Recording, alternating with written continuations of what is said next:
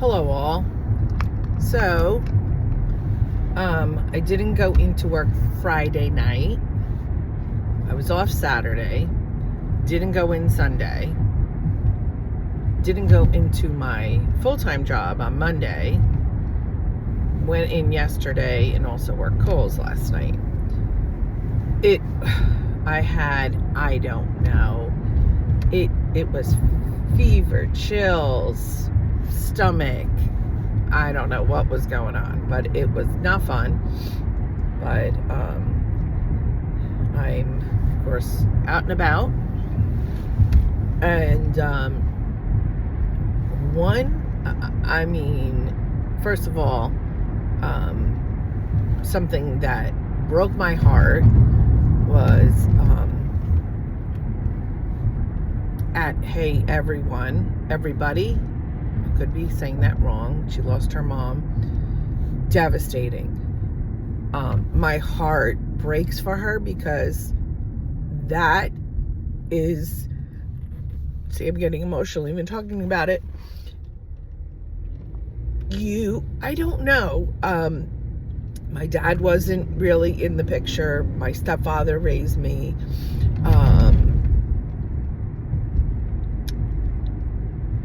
So I don't know if that's why, I just feel like losing a mom is so hard. It is something that someone had said to me, you don't get over it, you get used to not getting over it. So I think there's still times something, and I'm like thinking, I need to tell my mom, or oh my God, I ran into this, and it's like, no, you can't. And my mom passed in 2019, so I think it's just something you get used to not getting over. That person was correct. And sorry. So that is just, eventually I remember the next day, like the day she passed, we went to the funeral home, we planned everything.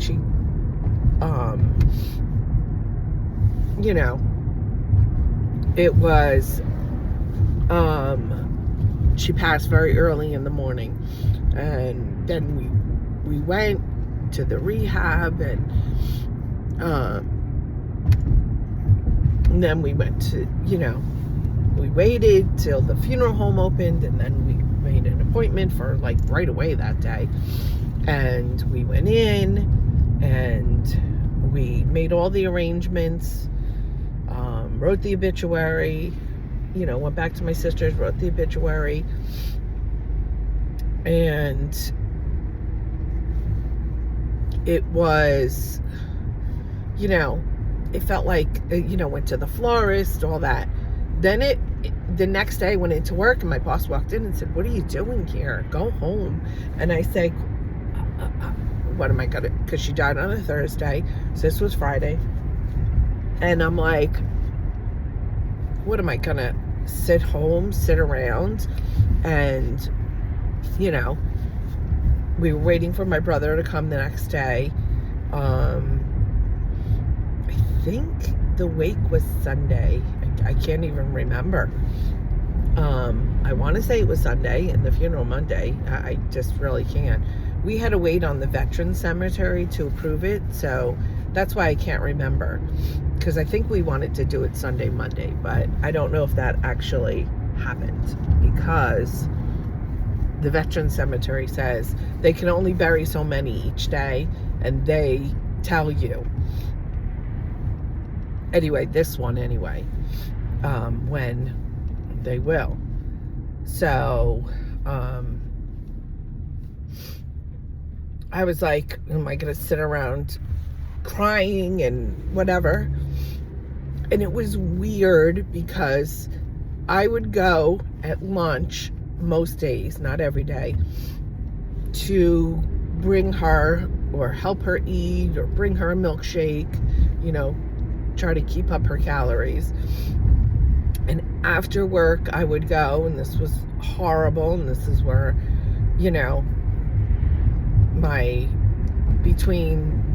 my mother passing and then, her being sick and passing, and then COVID put on all the weight that I had taken off. I would go to McDonald's, and first I'd go to Carvel and get her no sugar added chocolate milkshake, and then I would go to McDonald's, and usually it was the 2 cheeseburger meal.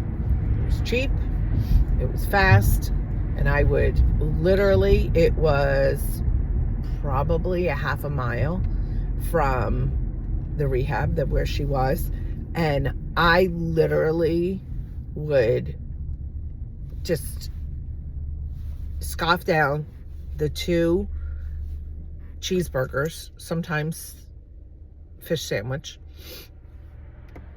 and then eat the fries, and sometimes not all the fries, and I would always get a large Diet Coke, and actually I think I was drinking regular soda at that point. And so I would bring that into the nursing home with her milkshake, and I would sit there and always felt like blah. And the horrible thing is, when I would leave there, I felt so blah, and it would be so late, and I would go to the Dunkin' that was kind of out of my way, the one that was opened, and get a donut and a coffee, but a mocha with tons of mocha in it, iced coffee, and sometimes it would be 11, 12 o'clock at night, and that was before COVID, when things were open. There's a dentist, sorry, his name is Loser. There's 2 of them. I don't know his father, son, but I don't know if it's pronounced Loser, but Loeser. And it just cracks me up. I'm like, I'd be changing my name, especially if I was a dentist. But yeah, so it was, and I'm sure, and I forgive me because I can't remember her name, the one, hello everybody, I think that's her handle. I'm sure she had her routine with her mom, and then you don't.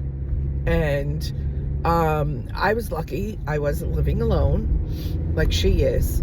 I am now, but like she is. And I had my kids, and they say you get through it because there's so many people around, then when it's over, everybody's gone. And that is so true, because my daughter came home from school for it. My son took off of work, and my granddaughter, he had her as much as possible because her mom was being wonderful and like, oh, here. And then I would say a couple weeks, like a week after or 2, it's like everybody goes away, like, or everybody's checking on you, calling you. And I mean, and I hate to say this, but when it almost gets to a point where you're like, oh my God, leave me alone, because there's so many people. And when that's gone, then you're like, oh my God, I wish all these people were annoying me still. And I did have a really core, and I still do, group of people that were right there and there for me and checking on me. But it kind of, you have to figure out your new norm, because my norm for 5 months was to either go to the hospital and sometimes stay over. Hello. Sometimes stay over with her overnight. I mean, I spent a week here, a week there, at the hospital.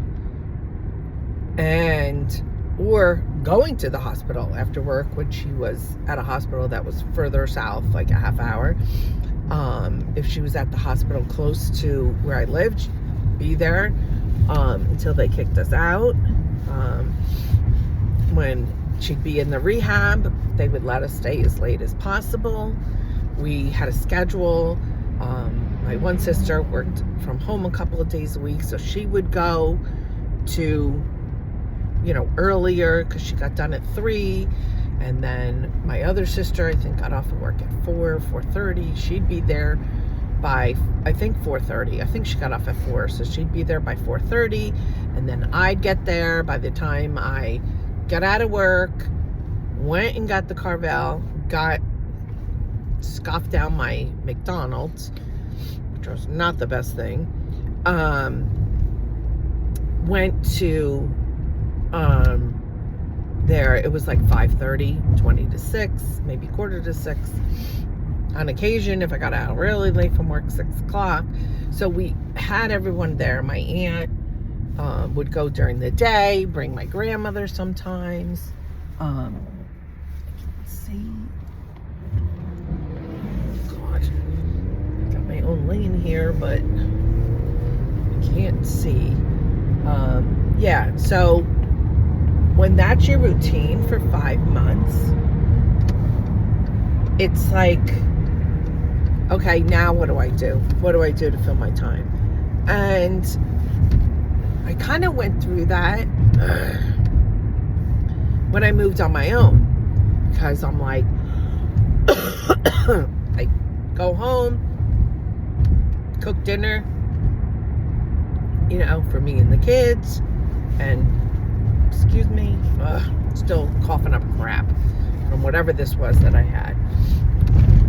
These roads are horrible. I'm sure they didn't get any better after we had a lot of snow on Sunday. More than we've had in a long time. They say this is going to be a bad winter. I don't know. But, so then it was just me and the dog. And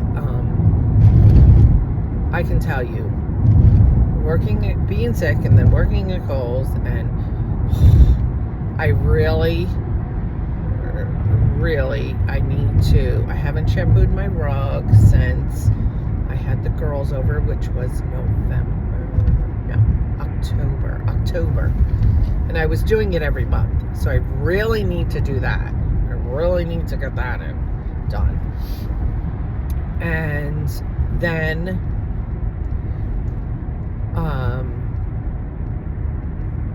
from there, I have to get the presents organized for my kids and grandkids and their significant others. So it's like, it's just overwhelming. And you know that when I find that when something is so overwhelming, I avoid it. And I don't know if other people feel that way. Just like when it's so overwhelming that you're like, oh God, I can't handle this. And you just avoid it. And then it just makes it worse. And I have been keeping up on my dishes. I have not put them away that are drying for several weeks now, because I kind of use them, wash them, put them back on the counter to drain, to dry. So it's kind of, I really need to do that. But I'm working, I might be able to do that Sunday night, because I'm working tonight, I'm working tomorrow night. Friday night I'm not working, but I'm probably gonna DoorDash because on Fridays they give you $2 extra usually. And so if it makes it worth it, I'll try. It's not working out that I'm making enough money. See ya, I'm done. I'm working at Kohl's 10 to 3. It's another thing. I have to, I'm going to my singles group. It's game night. So I have to figure out something to bring to that. And also,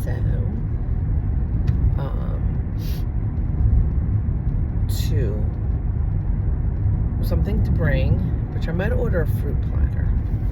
That's a big if, because my boss has informed me that Friday we're having our holiday luncheon, which usually we've been having it Christmas Eve, but I think it was the Friday before, but then I think when Christmas got so that it was,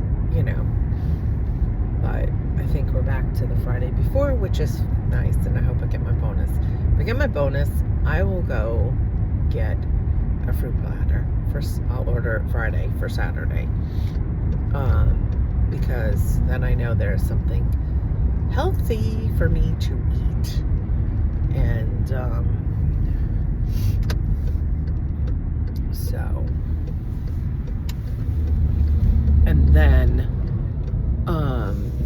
from there, oh God, I don't know. So yeah, so life is so unpredictable, and even though we knew my mom was sick and was dying, it still was like, because there were so many times, like in October, we were all prepared to say goodbye. We were planning her funeral because they gave her 12 hours to live, and then boom, she bounced back. Boom, she bounced back. Boom, she bounced back. So even though she slipped into a coma and was out of it, and they were giving her morphine, I don't know about the rest of my siblings or other people, but kind of was like, we're gonna come in and she's gonna wake up. So yeah, when you're, there's a saying, change is inevitable, it's never welcome. Change, I don't know the whole saying, I don't know. Change is never welcome, change is inevitable.